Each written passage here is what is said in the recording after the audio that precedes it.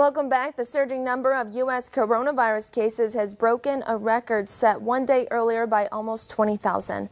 Officials reported nearly 122,000 cases yesterday alone. Adriana Diaz is in Milwaukee, one of the hardest hit areas in the country. The numbers continue to rise dramatically across the country. In all, 15 states broke single-day records for new COVID cases on Thursday. 7 of them are in the Midwest. Wisconsin officials are calling it a crisis, with hospitals at or near capacity statewide. Former CDC Director Dr. Tom Frieden. We're seeing lots of spread from pizza parties, after-school parties, people getting together and spreading not just goodwill, but unfortunately, a lot of virus. She just started her senior year in high school. Susan Three Iron says her 17-year-old daughter, Elvia, who was asthmatic and had high blood pressure, is the youngest person in North Dakota to die from COVID complications. She was pretty much my other helper as a parent. They live on a Native American reservation where there are limited medical resources. After first going to an area hospital, Elvia was eventually airlifted to Fargo. Her mother, Susan, was then diagnosed with COVID herself and also had to be hospitalized.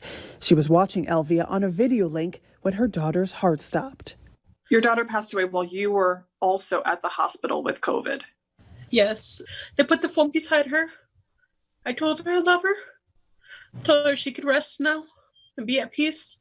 She also told her she was proud to be her mother. Her daughter was just 17 years old. And listen to this. According to a CDC study, cases among Native Americans and Alaska Natives are 3.5 times greater than among white Americans. And Susan Three Iron said on her reservation there's no hospital. They only have clinics, so they can't treat severe cases.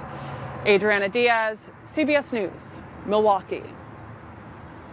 And according to a CDC study released this summer, COVID cases among Native Americans and Alaska Natives are 3.5 times more greater than whites. Susan Three Irons told her reservation has no clinics but no hospital and almost no capability to treat COVID infections.